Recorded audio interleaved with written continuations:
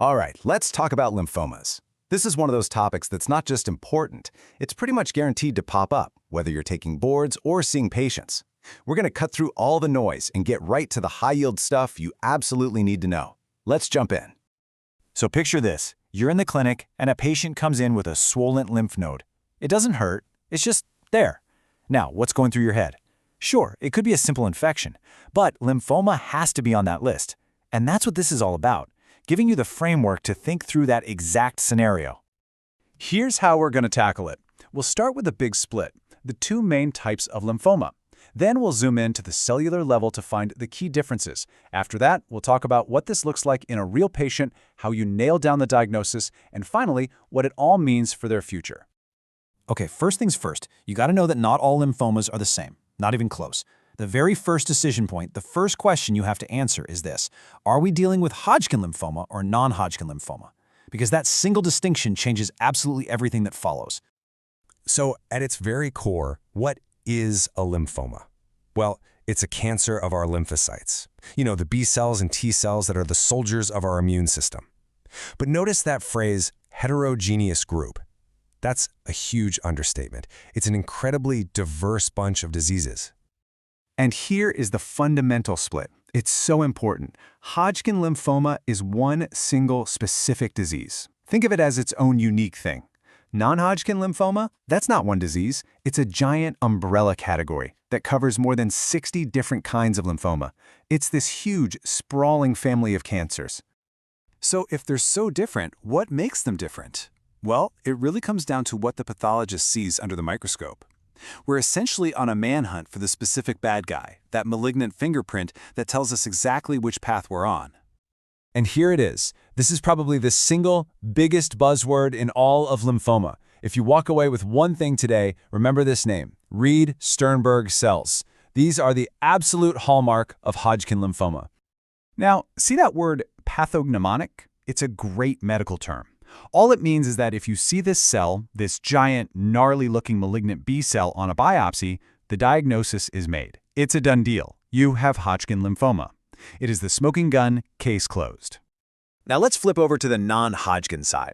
Instead of one main villain, we've got a whole cast of characters. The vast majority come from B cells, but a good chunk come from T cells too. And what often kicks them off is a major genetic screw-up called a chromosomal translocation. That's where pieces of two different chromosomes literally break off and swap places, creating a monster gene. And here's your classic, high-yield, gotta-know-it for the test example: Burkitt lymphoma.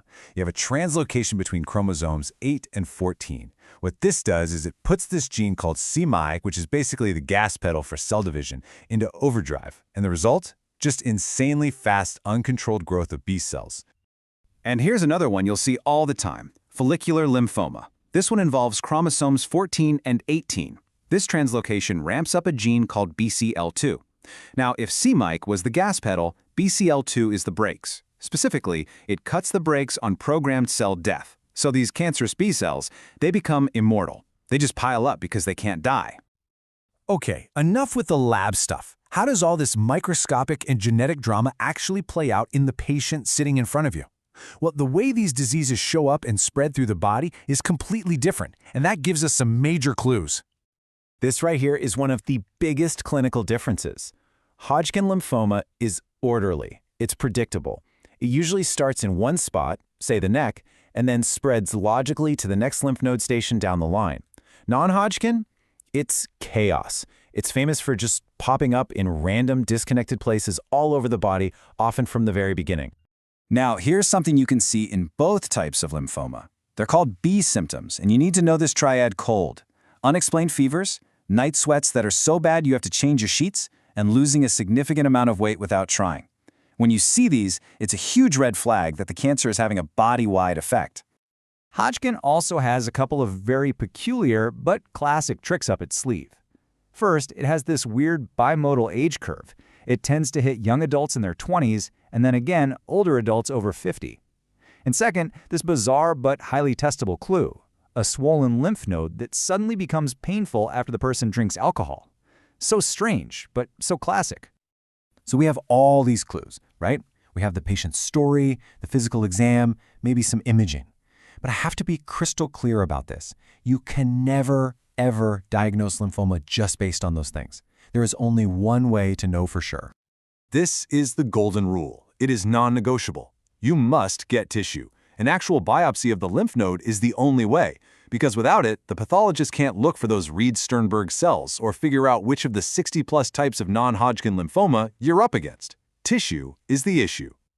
So once that biopsy comes back positive for lymphoma, the very next question is, okay, where else is it? This is called staging, and it typically involves a PET/CT scan to light up all the cancerous spots in the body, a bone marrow biopsy to see if it's invaded the body's blood factory, and sometimes, for the riskier NHLs, a spinal tap to make sure it hasn't spread to the brain and spinal cord. All right, so you've got the diagnosis, you know the stage. Now we get to the question that matters most to every single patient. What does this mean for me? And this is where Hodgkin's and non-Hodgkin take dramatically different turns yet again. For Hodgkin lymphoma, the news is incredibly good. This is one of the great success stories in oncology. It's a highly curable cancer. Even if it's advanced, the goal is always a cure. And for patients who are diagnosed early, the cure rates are just phenomenal. We're talking well over 90%. The story for non-Hodgkin lymphoma is, well, it's more complicated. It really splits into two big camps. On one side, you have the indolent or slow-growing lymphomas. The weird thing about these is that we often can't cure them, but we can manage them like a chronic disease, sometimes for decades. On the other side, you have the aggressive lymphomas. These grow fast, they're dangerous, but we hit them hard with treatment, with the goal of a complete cure. So for those aggressive types, where we're going for a cure, how do we estimate the odds? We use a tool called the International Prognostic Index, or IPI. It's simple. You just get 1 point for each of these bad signs, like being older, having a high tumor marker, or having widespread disease. The more points you rack up, the tougher the fight ahead. And this chart really shows you why that score matters so much. If you're low risk, which is 0 or 1 of those factors, your chance of a cure is excellent, over 80%. But if you're on the high risk end, with 4 or more factors, that chance unfortunately drops to less than 50%. It's a really powerful way to set expectations and guide treatment decisions. Okay, let's wrap this up with a rapid-fire summary. Hodgkin lymphoma, remember Reed-Sternberg cells, predictable spread, and a great prognosis.